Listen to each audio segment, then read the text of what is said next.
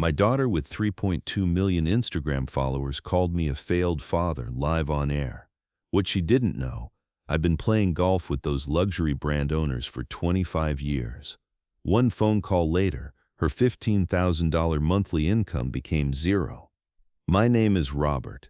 I'm 52 years old and I've been working as an accountant at the same company for 28 years. At least that's what my daughter Sarah thinks. We live in a modest two-bedroom apartment on the Upper East Side of Manhattan. I go to work at the same time every morning, come home at the same time every evening. In my daughter's eyes, I'm a typical middle-class father, maybe even below middle class. Sarah is 24 years old. She graduated from university 3 years ago and has been living as an influencer ever since. She has 3.2 million followers on Instagram and 2.8 million on TikTok. Her monthly income is around $15,000. She creates beauty, fashion, and lifestyle coaching content. She stays in luxury hotels, promotes expensive restaurants, and uses the latest phone models. To take you to the beginning of this story, I need to go back 6 months, because Sarah's attitude towards me has changed recently. She used to call me Daddy, now she calls me Robert. She used to share our photos, now she feels uncomfortable being seen with me. The decline process. Everything started when Sarah's follower count increased. When she reached 1 million followers, I noticed the first change. She started complaining about my routine at home. "Robert, you wear the same clothes all the time. I'm embarrassed that my followers might see," she would say. I took it as a joke. "Honey, why would your followers see me?" I would laugh, "But they might. I sometimes appear in my stories." Then when she passed 2 million, it got worse. She didn't want to take me with her anymore. Once we went out to eat at a luxury restaurant. When the waiter brought the check, my daughter started searching through her bag in embarrassment. "Oh, I think I left my card at home," she said. Of course I paid the bill, but I didn't like my daughter's facial expression. She was looking at me as if she was uncomfortable with me being there. "Dad, maybe you should stay home next time," she said in the car. "You look a bit different in places like this." That night I thought at home. Was my daughter ashamed of me?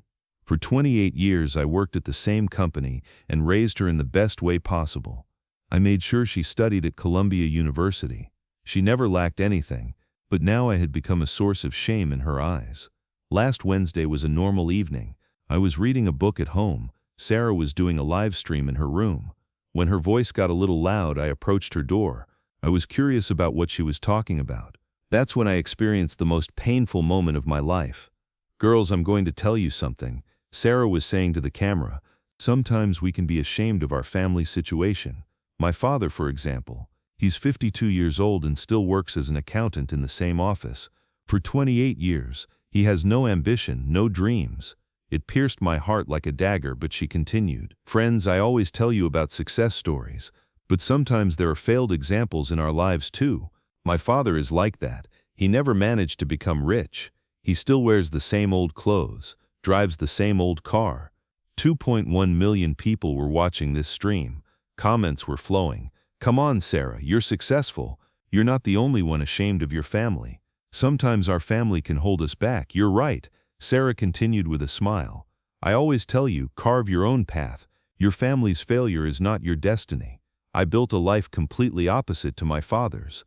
In fact, last month my father asked me to borrow money, but I didn't give it to him, of course. Let him get used to being poor." When I heard this lie, I was shocked. I had never asked her to borrow money. But the worst was this statement: "Girls, sometimes we need to completely cut ties with our family. I'm going to completely remove my father from my life soon and move to my own luxury house. I don't want that poor mentality around me." The chat exploded. "Yes, Queen, get rid of toxic family. You're so right, Sarah. Poor people are negative energy. Your dad is holding you back." At that moment my heart broke. My daughter had not only humiliated me, she had announced that she would remove me from her life, and she was proud of it. I went back to my room, but I couldn't sleep. After losing my wife 25 years ago, the daughter I raised alone had humiliated me in front of the world. But there was something Sarah didn't know. I wasn't really an ordinary accountant. Yes, I had been working at Mercury Financial Group for 28 years, but I wasn't just an accountant. I was one of the founders of the company and a silent partner. When the company started, I put in 40% of the capital, but because I loved being humble, I never mentioned it to anyone, especially my daughter. Mercury Financial Group was one of New York's largest luxury brand investment companies. Our client portfolio included Chanel, Dior, Louis Vuitton, Cartier, Tiffany & Co., Gucci, and dozens of other luxury brands. We managed the financial operations of these brands in America, and I had close business relationships with the CEOs and directors of these brands for 25 years. I played golf with these people at least twice a month. We would meet at our club in the Hamptons. They called me Modest Robert because I never bragged. All the brands Sarah was sponsored by were our clients. Chanel, Dior, YSL, Marc Jacobs, all of them. And the decision makers of these brands were people who had personal friendships with me. After my daughter's live stream, my patience had finally snapped. I hadn't raised her like this, but apparently money and fame had changed her. Expansion of the revenge plan. Thursday morning I woke up early. I drank my coffee and opened my phone book. It contained the private numbers of more than 50 CEOs, directors, and luxury brand managers. But just ending Sarah's sponsorships wouldn't be enough. A bigger lesson was needed. First, I called my old friend James. James was the president of Luxury Brands Alliance and represented most of the brands Sarah worked with. James, Robert, how are you?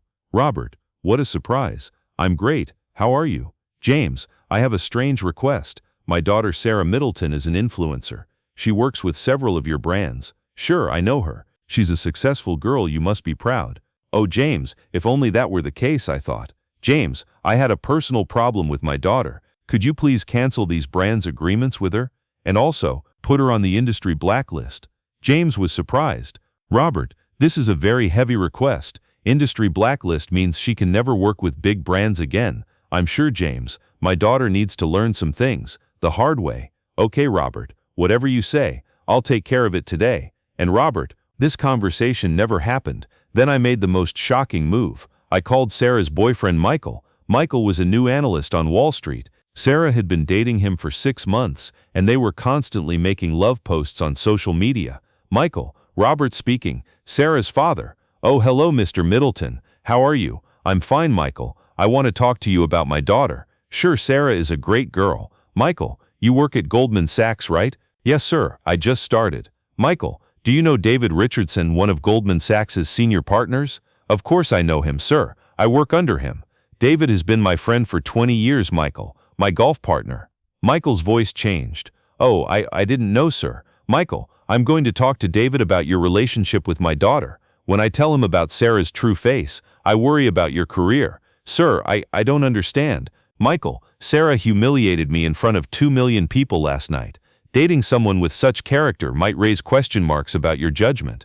Michael fell silent. Of course you decide, Michael, but I recommend you watch Sarah's video. After James, I called Alexandra Dubois. He was Chanel's America director. Alexandra, Robert speaking. Mon ami Robert, so glad to hear from you. When is our golf plan? Are you available this weekend, Alexandre? But before that, I have a small request. Alexandra also said he would cancel Sarah's agreement and put her on the blacklist. Then I called them all one by one. Marco Gucci director. Certo Roberto. Subito. Eanki blacklist. C. Catherine Dior manager. Bien sûr, Robert. Elle ne travaille plus jamais avec nous. David Tiffany & Co. Of course, Robert. Blacklisted immediately. Antonio Versace. Senza problema, Roberto. È finita per lei. But I dropped the real bombshell in the last call. I called Victoria Sterling, owner of the luxury penthouse rental company that Sarah's dream collaboration was with. Victoria, Robert, how are you? Robert, darling, I'm perfect. How are you? Victoria, I know my daughter wants to rent your penthouse in Manhattan. Ah, yes. Sarah Middleton, great girl, very trendy. That penthouse is $25,000 monthly. Victoria, cancel that rental and tell her she's blacklisted because of her father.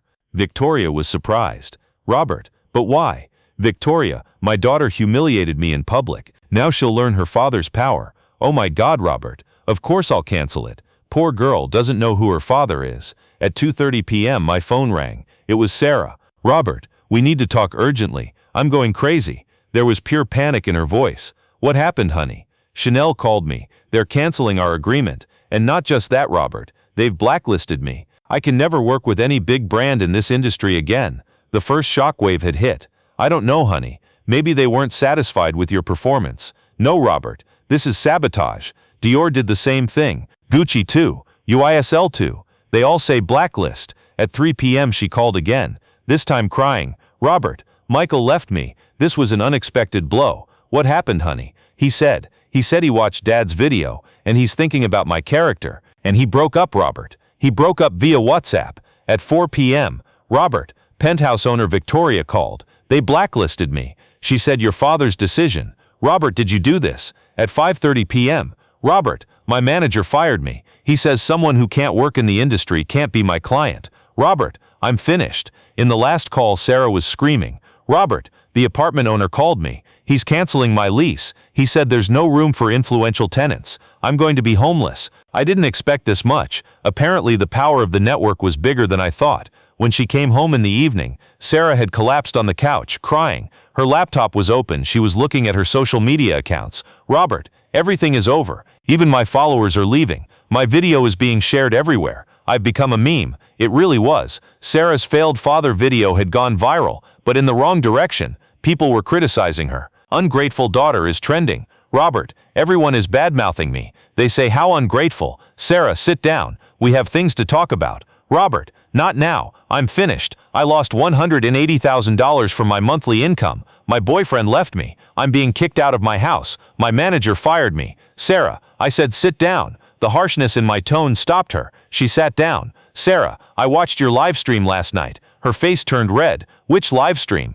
That stream where you humiliated me in front of 2.1 million people, where you called me a failed father, where you claimed I asked you to borrow money, where you said you would remove me from your life. Sarah's mouth hung open. Robert, you didn't listen to me, did you? I heard every word, Sarah. You said that the father who raised you for 28 years was poor, that he asked you to borrow money. That was a complete lie. Robert, I raised my hand and silenced her. Sarah, have I ever told you anything detailed about my company? No. I just know you're an accountant. I took out Mercury Financial Group's corporate card from my pocket. Read this card, Sarah. She took the card. Her eyes widened. Robert Middleton, co-founder and senior partner. What does this mean, Robert? This means Sarah, your father, whom you thought was a failure, is one of the founders of Mercury Financial Group. This company is New York's largest luxury brand financial consulting firm. Sarah was shocked. How so? This means, honey, every brand you get sponsorship from is our client. Chanel, Dior, Gucci, Tiffany, all of them. No way. And this means I've been playing golf with the CEOs of these brands for 25 years. I have personal friendships with them. Sarah was slowly beginning to grasp the truth. Robert, did you call them? I started at 9 a.m. this morning, Sarah. I hung up the last call at 5 p.m. Sarah jumped up. Robert, how could you do this? My career, your career. When you threw my 28-year career in the trash last night, did you think about this? Then I gave the biggest shock. Sarah, not only were your brand deals canceled, I had you put on the industry blacklist. You'll never be able to work with any big brand again. Sarah's face went white. And Victoria Sterling's penthouse, I had that canceled too. Robert, no. And Michael, his boss David Richardson, is my 20-year golf partner. I had Michael watch your video and shared my concerns about your character. Sarah screamed, Robert, you destroyed me. No, Sarah, you destroyed yourself. I just showed my real power. Sarah fell to her knees. Robert, please, everything is gone. Sarah, you saw me as a source of shame. You told 2.1 million people that you were ashamed of your father, that you would remove me from your life. I was just trying to look cool. Cool. Is humiliating your father cool, Sarah? No, it's not. I'm sorry, Robert. Sarah, sorry isn't enough. You didn't just disrespect me. You erased me. Then I delivered the final blow. Sarah, whose name is this apartment in? In your name. Whose car is this? Yours. Who bought all the luxury items you're currently using? With your money. So how did you get so many things from your poor father, Sarah? Sarah fell silent. The truth was too painful. Sarah, you didn't just fool me. You fooled yourself too. You were never independent. You always lived with my money. Robert, I didn't know. You didn't want to know, Sarah. Because the truth doesn't fit your ego. I said the most painful truth last. Sarah, you think you're an influencer, but you're actually a trust fund baby. You live luxuriously with my money. Then you humiliate me. This statement completely destroyed Sarah. She started crying. Robert, I made a huge mistake. Please forgive me. Sarah, I will forgive you. But first you must accept your true identity. What do you mean? You're not an influencer, Sarah. You're a spoiled rich kid. And until you accept this truth, you can't achieve anything real. From that day on, Sarah really changed. She struggled a lot in the first few days. She had lost her sponsors. Her big income was cut. But then she started making more realistic, more sincere content. Friends, sometimes life gives you big lessons, she said in a video. I was ashamed of my family and defined success wrong. Real success comes with humility. 3 months later, Sarah started working with smaller but more sincere brands. Her income wasn't as much as before, but she was happier, and her behavior towards me completely changed. Now she was saying Daddy again, not Robert. Daddy, you taught me a very big lesson, she said one day. Humility wasn't failure. Real power was quiet power. I hugged her too. Honey, I didn't do this to punish you. I did it for you to learn real values. The lesson to be learned from this story is, never judge anyone by their appearance. Humble people are usually the most powerful people, and disrespecting your family will come back to you. Sarah earns less money today, but has become a more valuable person, and I told her I was proud of her for that. Sometimes the greatest gift we can give our children is to teach them the realities of life. Money is temporary, character is permanent.